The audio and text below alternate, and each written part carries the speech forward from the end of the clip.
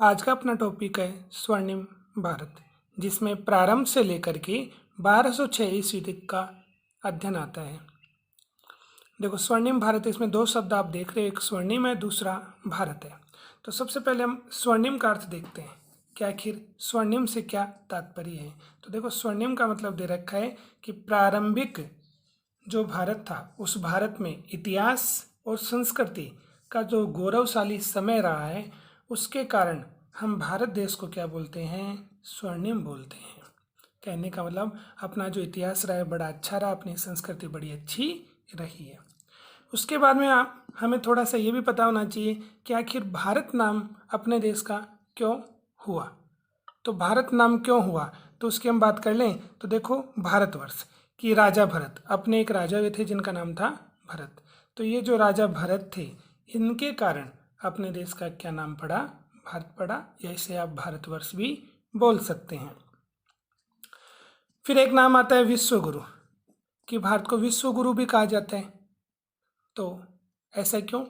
क्योंकि प्राचीन अपना जो विश्वविद्यालय था, जिसको हम बोलते हैं तक्षशिला विश्वविद्यालय, ठीक है। तो ये जो तक्षशिला विश्वविद्यालय था, इसमें देश विदेश से छात्र पढ़ने के लिए आते थे, और वहाँ पर उस समय 10,000 जो छात्र थे वो अध्ययन करते थे। 60 से अधिक विषय का उसमें अध्यापन करवाया जाता था। आचार्य चाणक्य का नाम आपने सुना होगा, वो तक्षशिला विश्वविद्यालय में ही पढ़े थे और वहीं पर उन्होंने आचार्य के रूप में कार्य किया। तो ज्ञान देना भारत का मुख्य कार्य रहा है प्राचीन समय में, इसलिए इसको क्या कहा गया, विश्व गुरु कहा गया। आगे हम बात करें तो भारत को सोने की चिड़िया भी कहा जाता है।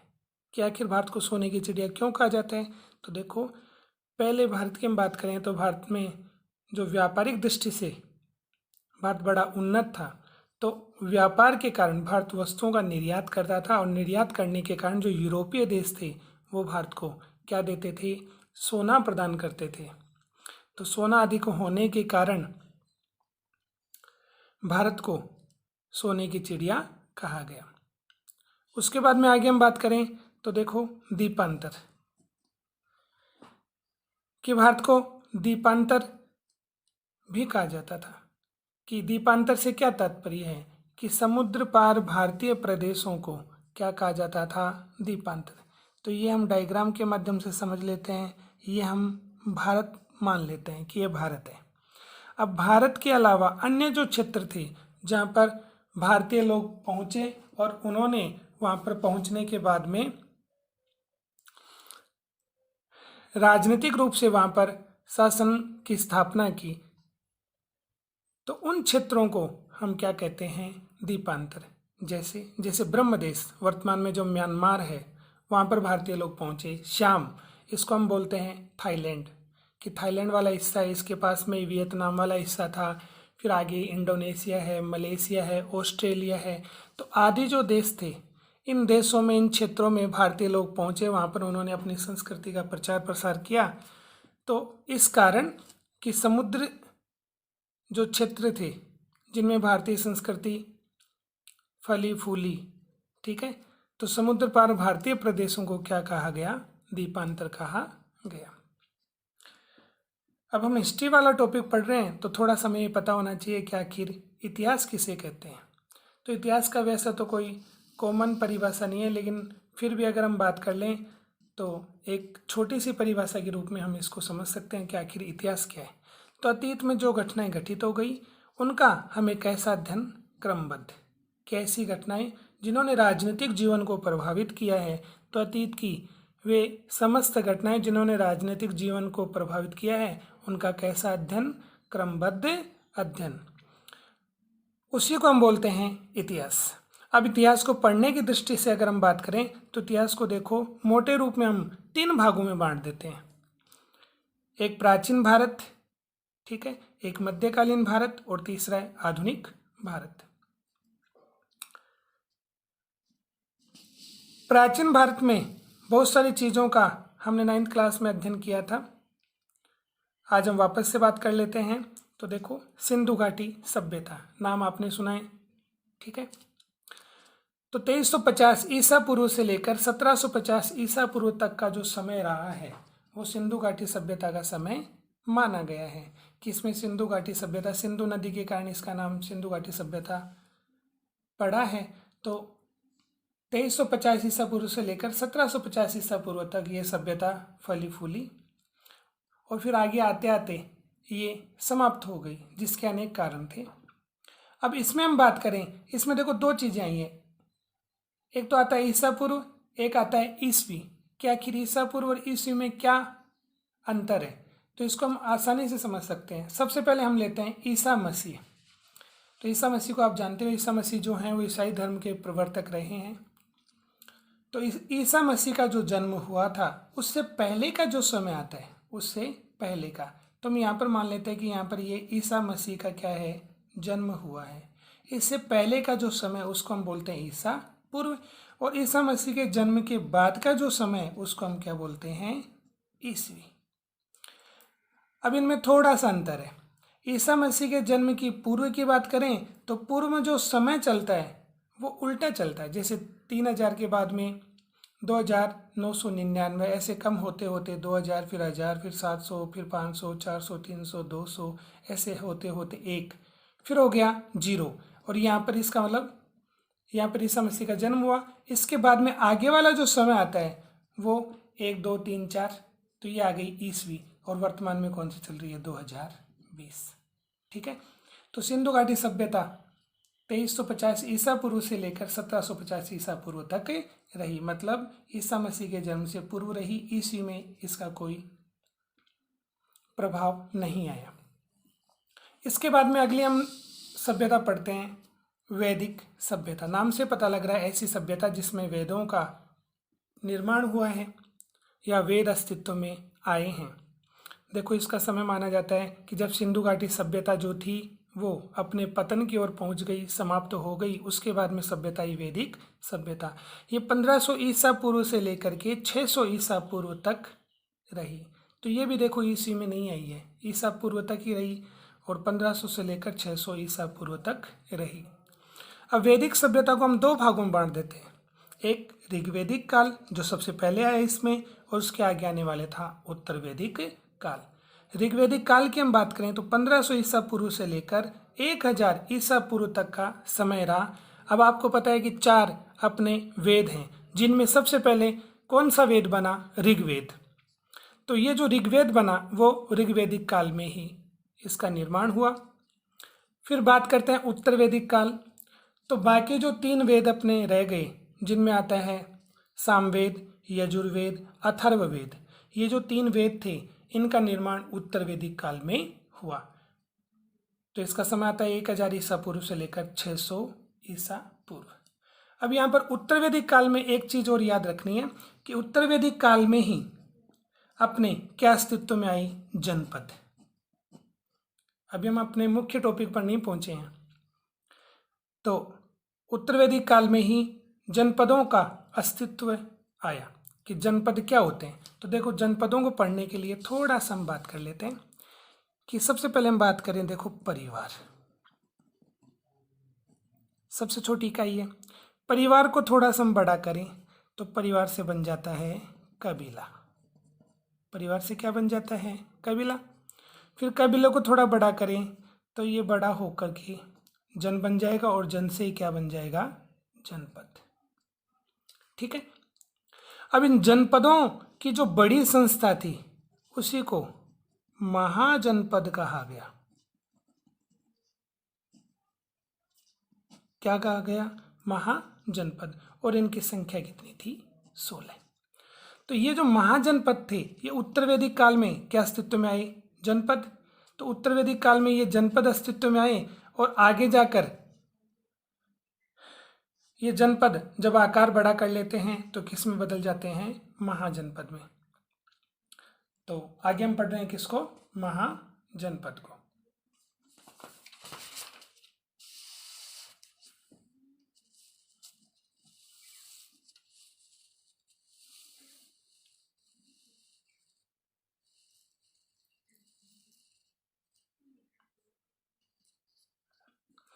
देखो, महाजनपद की बात करें तो 600 ईसा पूर्व की बात हो रही है कि 600 जो ईसा पूर्व है वहां से लेकर 325 ईसा पूर्व तक अस्तित्व किसका रहा, महाजनपद पदों का।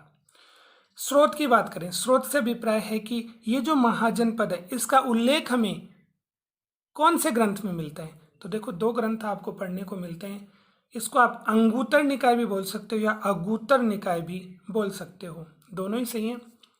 तो बौद्ध ग्रंथ है ये जो बौद्ध ग्रंथ है, बौद्ध धर्म से संबंधित ग्रंथ है अगूतर निकाय। इस अगूतर निकाय में हमें उल्लेख मिलता है महाजनपदों का। इसके साथ साथ में जैन ग्रंथ, जैन धर्म से संबंधित ग्रंथ है भगवती सूत्र, इसमें भी हमें महाजनपद का उल्लेख मिलता है। संख्या की हमने बात कर ली कि संख्या कितनी है, 16। अब देखो कुछ महाजनपद दे रखे हैं, उनकी राजधानियां दे रखी हैं।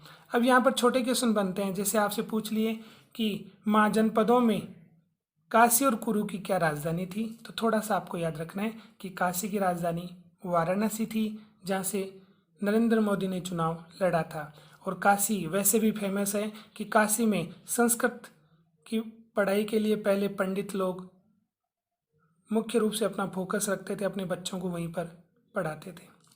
तो कुरु की राजधानी थी इंद्रप्रस्थ, अंग की राजधानी थी चंपा, मगध की राजधानी राजगृह है, वज्जी की जो राजधानी थी वो थी विदेह, मल्ल की राजधानी थी कुशावती, चेदी की राजधानी थी शक्तिमती, वत्स की जो राजधानी थी वो थी कौशाम्बी, कौशल की राजधानी थी अयोध्या, पांचाल की राजधानी थी आइच्छत्र, मत्स्य की राजधानी थी विराटनगर, सूरसेन की राजधानी थी मथुरा, अस्सक की राजधानी थी पोतन। तो अस्सक की जो राजधानी थी वो पोतन थी। और आगे हम बात करें अवंती, तो अवंती की जो राजधानी थी वो थी उज्जैनी। फिर गांधार की राजधानी थी तक्षशिला, कंबोज की राजधानी थी राजपुर। आगे हम बात करें ये जो महाजनपद थे 16 जो बड़े शक्तिशाली जो राज्य मान लो या क्षेत्र मान लो, ये जो महाजनपद थे इसके कितने प्रकार थे। तो इसके 2 प्रकार थे, एक राजतंत्र दूसरा गणतंत्र।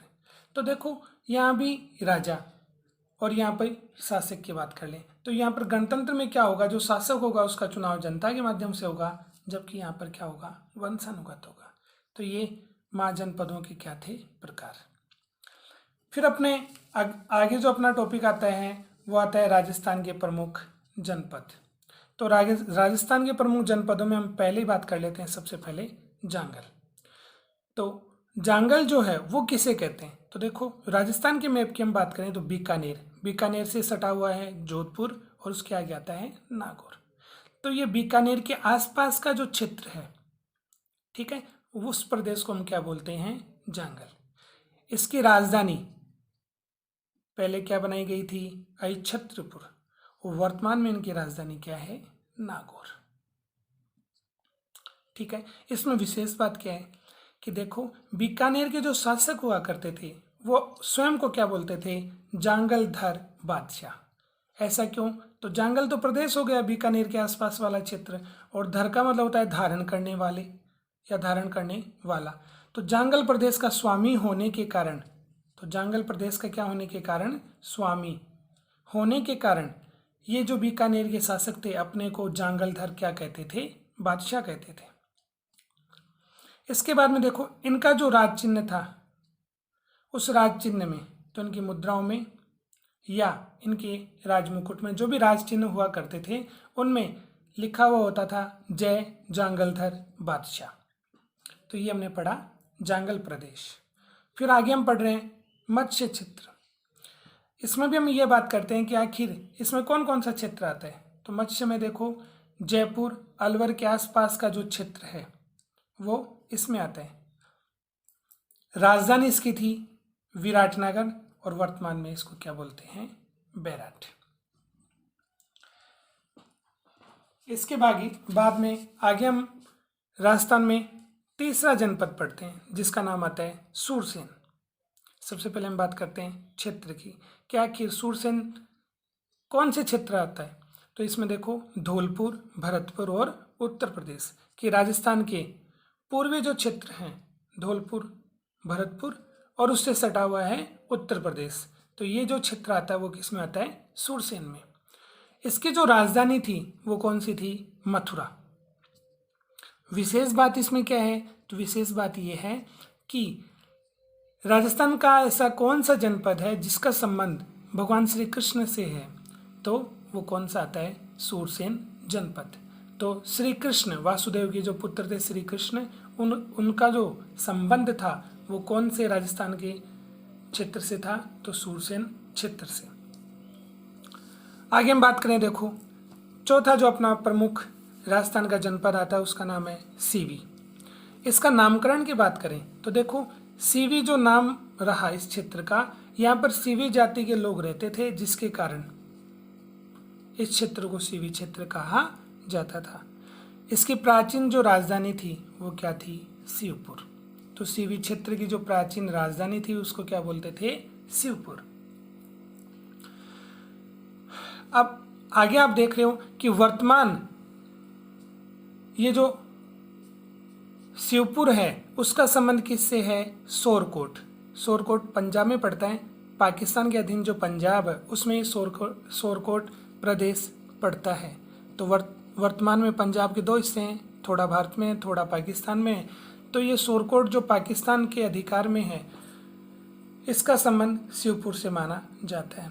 फिर यहाँ से जो सीवी जाति के जो लोग थे वो चल करके कहाँ पर पहुँच गए? अपने राजस्थान में। और राजस्थान में कौन से क्षेत्र में? नगरी। और ये नगरी वर्तमान में किस में पड़ती है? चित्तौड़गढ़ में। तो यहाँ पर आकर के बस गए। तो वर्तमान की जो इनकी राजधानी हो गई वो कौन सी हो गई? नगरी चित्तौड़गढ़। उसके बाद में दो छोटी छोटी बातें और हैं। सबसे पहले हम पढ़ते हैं संथागार, कि संथागार किसे कहते हैं? तो देखो जनपद आप जान गए कि जनता जहाँ पर रहती थी, ठीक है, जनता के रहने का स्थान क्या कहलाया? जनपद। तो ये जो जनपद थे उनकी सबसे बड़ी संस्था को क्या बोलते थे? संथागार। कि जहाँ पर लोग रहते थे उनकी जो संस्था थी, ठीक है, उसको संथागार कहते हैं। यह राज्य के लिए आधारभूत कानून बनाती थी। जैसे आपने नाम सुना होगा किसका? संसद का। तो संसद क्या बनाती है? कानून बनाती है एग्जाम्पल के रूप में।